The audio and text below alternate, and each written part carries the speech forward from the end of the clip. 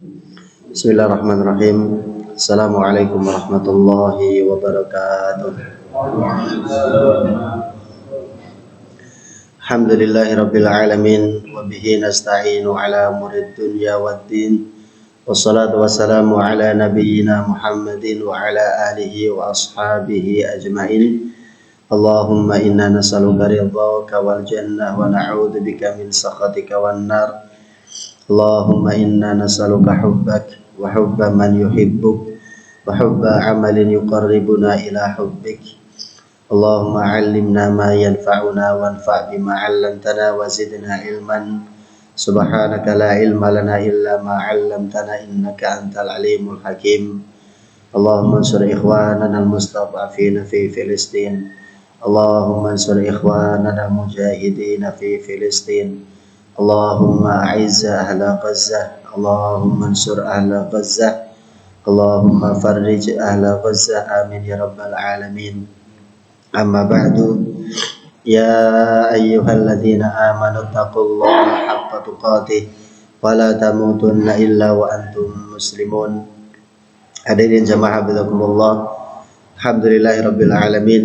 Di kesempatan pagi ini kita kembali bisa duduk untuk kembali membaca ayat-ayat Allah Subhanahu wa taala, untuk kembali kita mempelajari, memahami ayat-ayat yang Allah Subhanahu wa taala sampaikan, dan kita berada di dalam surah At-Takwir. Sebagaimana yang kita ketahui, surah At-Takwir ini di antara tema besarnya adalah menggambarkan tentang peristiwa-peristiwa yang akan terjadi pada hari kiamat. Setidaknya ada 12 kejadian, ada 12 kejadian yang nanti akan terjadi di hari kiamat. 6 kejadiannya terjadi di dunia dan 6 yang lainnya terjadi di akhirat nanti. Dan Allah Subhanahu wa taala menjelaskan, menyebutkan 12 kejadian tersebut.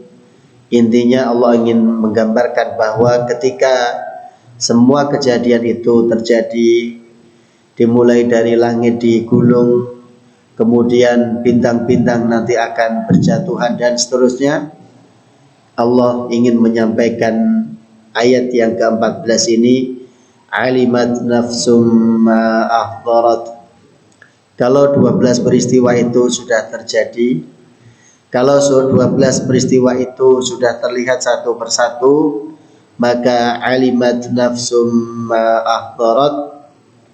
Setiap jiwa, setiap nafsu, setiap orang yang bernafas, yang memiliki nyawa, nanti akan melihat apa yang sudah dikerjakannya di dunia. Setiap orang nanti akan tahu semua amalan yang sudah dikerjakannya di dunia. Maka Allah ingin menegaskan ini. Dan yang dihadirkan, yang diperlihatkan hanya amalnya, bukan yang lain. Kalau yang lain, harta misalkan atau yang lain, dia hanya sebagai perangkat yang Allah Subhanahu wa taala hadirkan untuk membantu kita beramal di dunia. Kita punya dititipi harta, kita dititipi nikmat sehat, kita dititipi nikmat hati yang senang dan seterusnya. Itu hanya perangkat untuk kita bisa beribadah, untuk beramal. Maka yang akan dihadirkan adalah amalnya, bukan yang lain, bukan perangkat-perangkat yang menunjang kita beramal, bukan. Maka itu yang harus kita sadari, bahwa nanti yang akan kita lihat adalah amal kita, bukan perangkat-perangkat yang Allah berikan untuk kita beramal. Rasulullah Muhammad SAW menyebutkan, ma minkum min ahadin illa wa sayukallimuhullah. Tidaklah setiap dari kalian nanti pasti nanti akan diajak bicara oleh Allah di akhirat. Ma bainahu wa bainahu tarjuman. Antara dirinya dengan Allah tidak ada penerjemah, tidak ada orang yang orang ketiganya, tidak ada.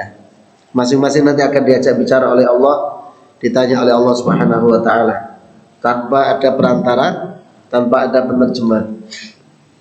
Fayanduru aymana minhu fala yara illa ma qaddamah. Kemudian orang yang diajak bicara oleh Allah ini, dia akan melihat ke sisi kanannya dan dia tidak mendapati di sisi kanannya kecuali apa yang sudah dia perbuat di dunia dulu. Wa yanzuru ash'ama minhu fala yara illa ma qaddama baina yadayhi. Dan dia juga melihat ke arah kirinya dan dia tidak mendapati kecuali perbuatan-perbuatan yang dulu pernah dilakukannya. Fatastaqbiluhun nar, maka nanti neraka siap menyambutnya. Neraka siap untuk menerimanya, menerima orang ini. Faman istata'a minkum an yattaqiyan nar walau bisyiqqi tamratin falyaf'al.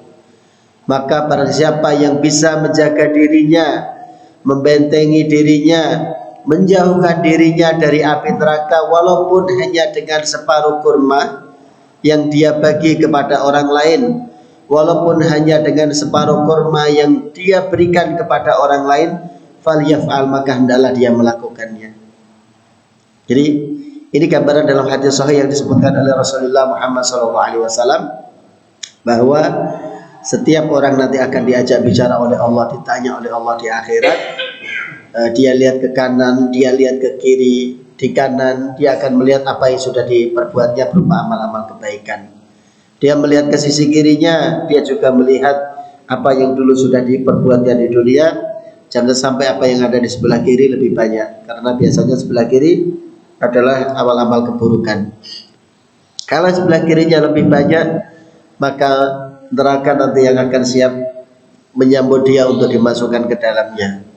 Maka di penghujung hadis Rasulullah SAW menyampaikan, kalau kalian bisa menjaga diri kalian dari api neraka agar tidak dimasukkan ke neraka, walaupun dengan sedekah setengah kurma, maka lakukanlah. Tentu sedekah setengah kurma ini hari ini rasanya itu menjadi hiperbola ya, sesuatu yang dibesarkan oleh Rasulullah SAW. Artinya tidak mungkin lah orang sedekah setengah kurma, tidak mungkin. Tidak mungkin. Artinya apa? Lakukan kebaikan itu walaupun kecil, lakukan kebaikan itu walaupun sedikit. Gak usah nunggu banyak. Apa yang kita punya hari ini, apa yang ada di tangan kita hari ini, itu yang kita bagi. Termasuk dalam urusan nominal harta. Mau memberi 10.000, 5.000, berikan sekarang yang ada, jangan nunggu nanti kalau punya 50.000, nanti kalau punya 100, nanti kalau punya 1 juta. Kalau kita tidak membiasakan diri dengan yang kecil, yang sedikit, maka diberi banyak sekalipun nanti belum tentu bisa. Nih, kalau kita tidak membiasakan diri untuk membagi dengan yang kita miliki sekarang, bisa jadi yang sekarang yang kita miliki nominalnya tidak besar, kecil.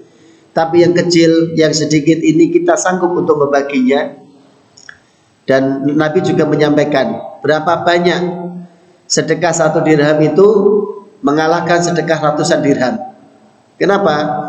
Karena yang 1 dirham ini, orang yang cuma sedekah 1 dirham, dia cuma punya 2 dirham. Sehingga dia menyedekahkan 1 dirham itu adalah setengah dari harta yang dia miliki.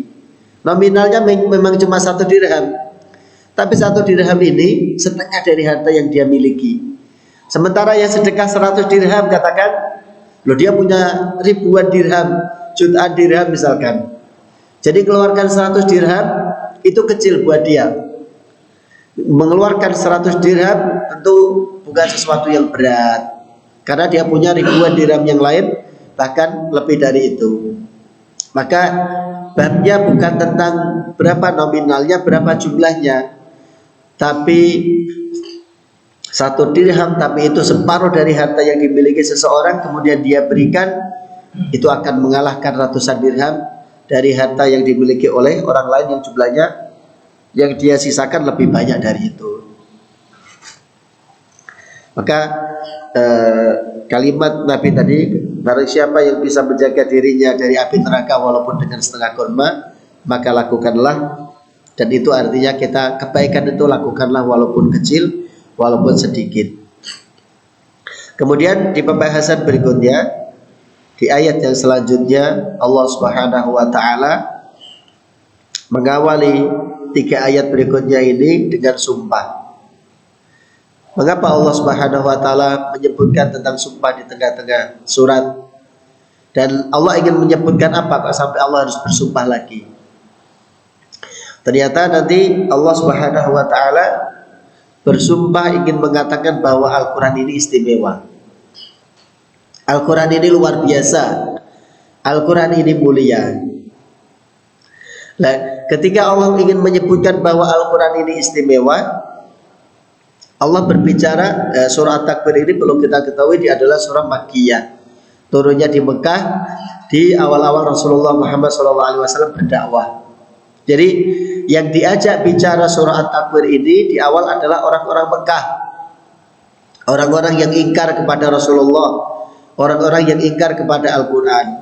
Maka untuk menyampaikan bahwa Al-Quran ini istimewa, Allah Subhanahu wa taala sampai harus perlu bersumpah. Dan sering kita sampaikan bahwa sumpah di dalam Al-Quran itu atau sumpah di dalam pembicaraan fungsinya adalah untuk memberikan penguatan bahwa yang kita sampaikan adalah kebenaran, dan dengan sumpah yang kita ucapkan, orang yang kita ajak bicara harapannya adalah membenarkan apa yang kita sampaikan. Jadi sumpah di dalam perkataan itu untuk menegaskan, untuk menguatkan bahwa yang kita sampaikan itu kebenaran. Kalau untuk orang beriman seharusnya tidak perlu bersumpah. Kalau untuk orang beriman tidak perlu bersumpah, karena sumpah itu tidak sederhana ternyata. Kalau kita sih ngerasanya biasa-biasa saja. Kita baca ayat yang ada sumpahnya atau tidak ada sumpahnya, rasanya sama saja. Memang kita nggak mudeng itu masalahnya. Tapi bagi orang yang faham bahasa Arab, bagi orang-orang Arab, terutama Arab yang asli, maksudnya yang bicaranya dengan bahasa Arab yang fasih, bahasa Arab yang fasih, itu ketika dia mendengar ada ayat yang Allah Ta'ala sampai bersumpah, itu sampai heran. Kita mungkin pernah menyampaikannya. Jadi ada seorang Arab Badui, ketika dia mendengarkan bacaan Al-Quran surah Al-Dzariyat, ketika dibacakan kepadanya dia mendengarkan ayat wa fis samaa'i rizqukum wa ma tu'adun. Jadi ini Arab Badui, Pak. Kita tahu Arab Badui. Kalau sudah disebut Badui, dia biasanya orangnya tidak berpendidikan, jauh dari hiruk pikuk kota. Dia ngertinya cuma ngembala hewan ternak, dan pokoknya hidupnya hanya seputar hewan ternak, rumah, bahkan tidak jarang mereka tidurnya dengan hewan ternaknya. Dan kadang harus berpindah-pindah, karena hewan ternak ini harus nyari tempat makan. Di mana ada tempat makan, hewannya akan dikirim ke tempat makan yang lain. Jadi hidupnya berpindah-pindah. Tapi lihat, orang yang tidak berpendidikan ini, orang yang dikenal dengan masyarakat pedalaman, masyarakat Badui ini, karena dia bicaranya dengan bahasa Arab yang asli, yang fasih, yang belum rusak, belum bercampur dengan bahasa yang lain. Jadi dia mendengarkan Al-Quran itu dengan tingkat bahasa yang jauh lebih tinggi, dia langsung paham, Pak. Jadi ini Arab Badui yang hidupnya cuma urusannya dengan hewan ternak tadi. Begitu dia mendengar ayat wa fis samaa'i rizqukum wa ma tu'adun, dan di langitlah rezeki kalian itu berada, wa ma tu'adun, dan apa yang dijanjikan untuk kalian adanya di langit. Balasan dari amal perbuatan adanya di langit. Begitu mendengar ayat ini, insya Allah. Jadi begitu mendengar ayat satu ini, kemudian dia yang tadinya mengendarai onta, kemudian dia turun dari ontanya, onta yang dia naiki kemudian dia sembelih. Setelah disembelih, diurus, kemudian dagingnya dia bagi-bagikan kepada orang lain, dia pulang dengan jalan kaki. Kenapa begitu? Karena dia yakin rizkinya bukan dari ontanya, rizkinya bukan dari apa yang dia bawa, tapi rizkinya sudah ditetapkan di atas langit. Jadi sesederhana itu, Pak, orang berpikir bahwa ketika dia meyakini ayat bicara tentang oh rizkimu itu adanya di langit, sumbernya adanya di langit, asalnya adanya di langit, maka kalau minta rizki mintanya ke yang ada di atas langit, bukan yang ada di bumi, bukan pimpinan kita, bukan toko tempat kita usaha, tapi di langit yang akan di atas langit lah, yaitu Allah Subhanahu wa taala yang memberikan rezeki, membagikan rezeki itu. Maka sesederhana itu, dia turun, dia sembelih hewannya, kemudian dia bagikan, dia pulang jalan kaki. Karena keyakinannya rezekinya bukan dari itu, bukan di bumi. Rezekinya asalnya ada di langit. Setahun berikutnya dia ketemu dengan guru yang pernah mengajarinya ayat Adz-Dzariyat tadi. Maka dia nanya kan, apakah ada ayat yang lain yang bisa kamu bacakan untukku? Maka gurunya ini yaitu Al-Asma'i membacakan Adz-Dzariyat dari awal lagi. Kemudian begitu sampai ayat wafis sama'i rizqukum wa ma tu'adun, kemudian ditambah satu ayat lagi, fa wa rabbis sama'i wal ardi innahu lahaqqum mithla ma annakum tantiqun. Demi Tuhan yang menguasai langit dan Tuhan yang menguasai bumi, sesungguhnya apa yang disampaikan oleh Rabbmu itu benar, nyata, sebagaimana sebenarnya senyata kalian bisa bicara. Jadi apa yang Allah bicarakan melalui wahyu itu nyata, itu benar, itu hak. Sebagaimana kalian bisa bicara seperti itu, kalian bisa ngomong, bisa bicara, yang kalian ucapkan kan nyata, bukan ilusi, bukan tapi nyata. Kalian bicara, mengeluarkan suara dan sebagainya. Seperti itulah juga Allah berbicara dengan wahyunya. Begitu mendengar ayat ini Allah sampai bersumpah. Jadi Allah ingin menyebutkan bahwa yang sudah Allah sampaikan di ayat-ayat sebelumnya itu adalah benar, bahwa rezeki kalian adanya di langit, balasan-balasan amal kalian datangnya dari langit, itu semuanya benar. Seperti kalian bicara, mengeluarkan kata-kata, mengeluarkan suara, seperti itulah Allah Subhanahu wa taala kebenaran dalam menyampaikan firman atau wahyunya.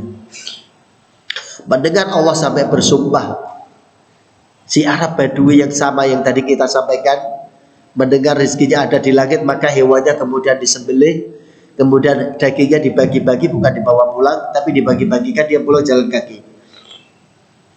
Dia mendengar ayat Allah bersumpah, kemudian dia kaget, dia terkejut.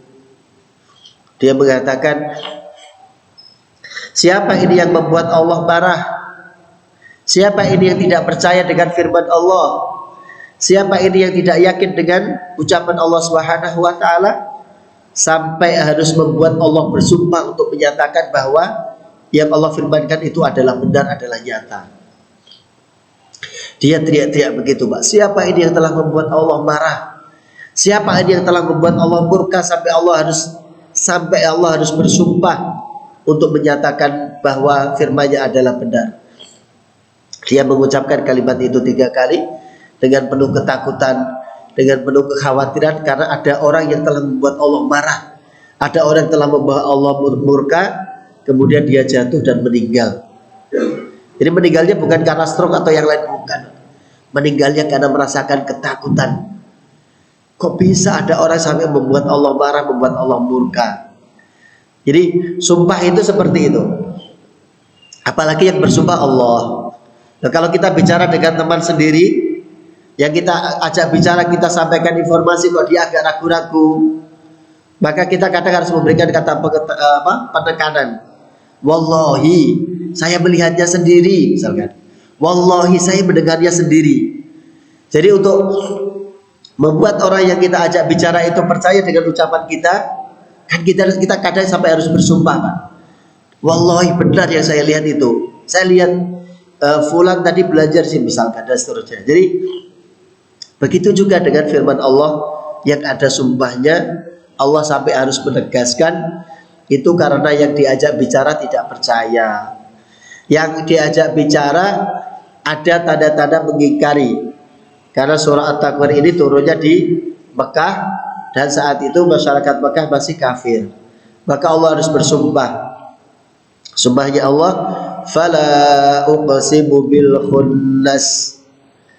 Maka aku bersumpah bil khunnas, dengan bintang-bintang yang tersembunyi, al jawaril kunnas. Jadi al khunnas, al jawaril kunnas itu tentang bintang-bintang yang dia kadang bersembunyi, kadang tampak, kadang kelihatan. Semua bintang-bintang hampir yang kita lihat, begitu di siang hari kan mereka tidak tampak, karena matahari yang posisinya lebih dekat daripada bintang-bintang yang lain, cahayanya terlalu kuat sehingga menutupi bintang-bintang yang lain untuk kelihatan. Sementara di malam hari, ketika matahari tidak ada, matahari tidak tampak, maka giliran bintang-bintang yang lain tampak terang, tampak jelas. Itu al-jawaril kunnas. Fala uqsimu bil khunnas al jawaril kunnas. Kalau ulama menyampaikan bahwa al khunnas al jawaril kunnas itu 5 bintang atau 5 planet yang memiliki cahaya sendiri.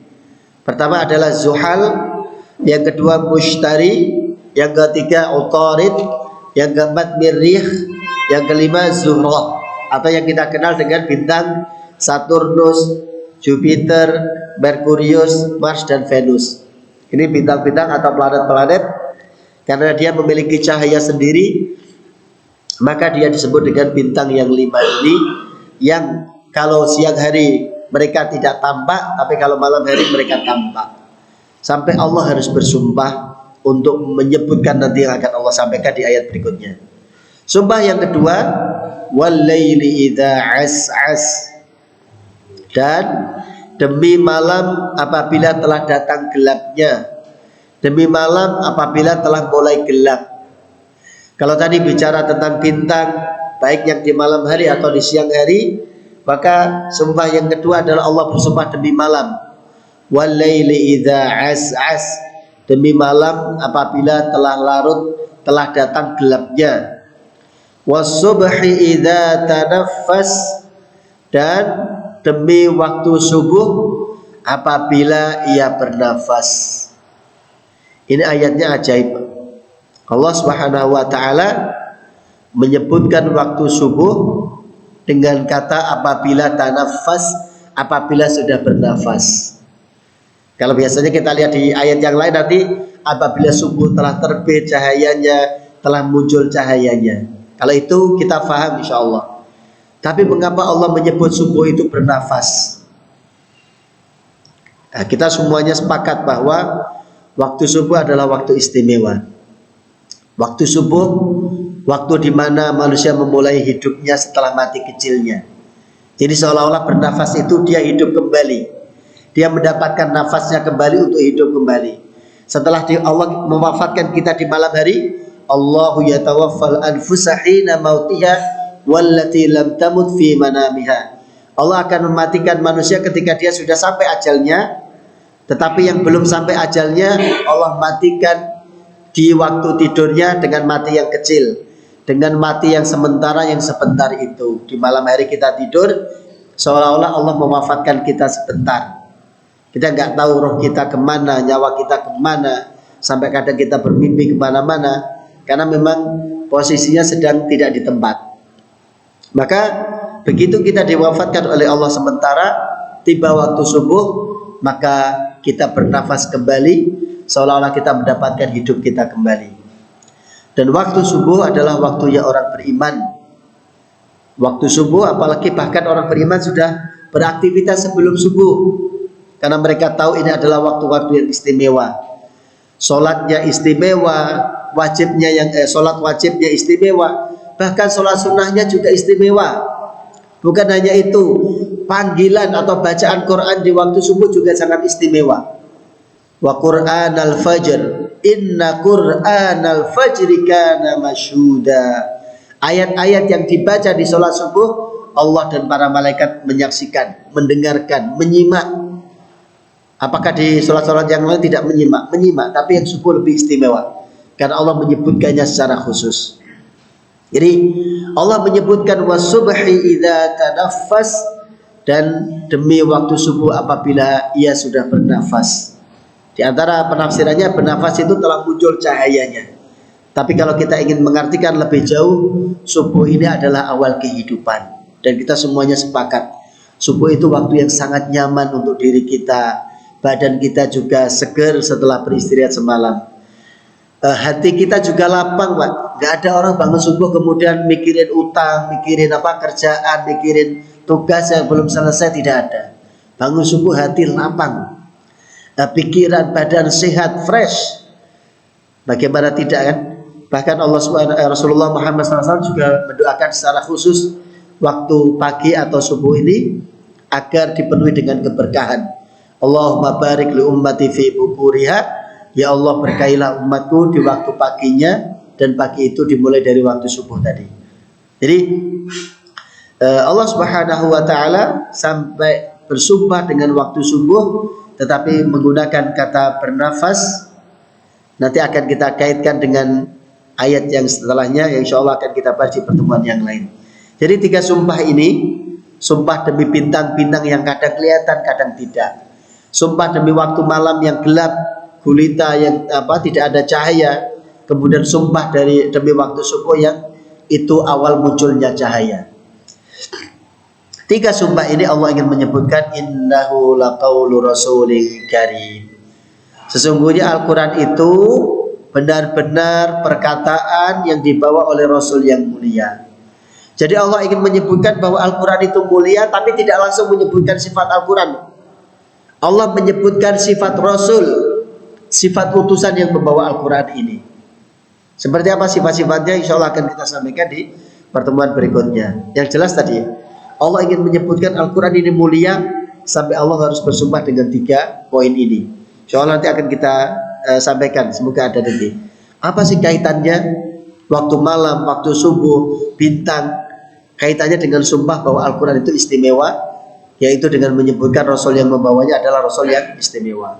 Wallahu ta'ala alam bisawab. Ini dulu yang bisa disampaikan tentang sumpah Allah Subhanahu wa ta'ala, bahwa sumpah itu bukan sesuatu yang sederhana, apalagi yang bersumpah Allah Subhanahu wa ta'ala, sumpahnya sampai 3 kali. Allah ingin menyebutkan bahwa Al-Quran itu istimewa. Kenapa Al-Quran istimewa? Karena yang membawanya, Rasul yang membawanya adalah manusia yang istimewa, malaikat yang istimewa. InsyaAllah kita sampaikan dan kita cukupkan dulu dengan doa kafaratul majlis. Alhamdulillah. Subhanakallah bihamdika asyhadu an la ilaha illa anta astaghfiruka wa atubu ilaik. Alhamdulillahirabbil alamin. Assalamualaikum warahmatullahi wabarakatuh.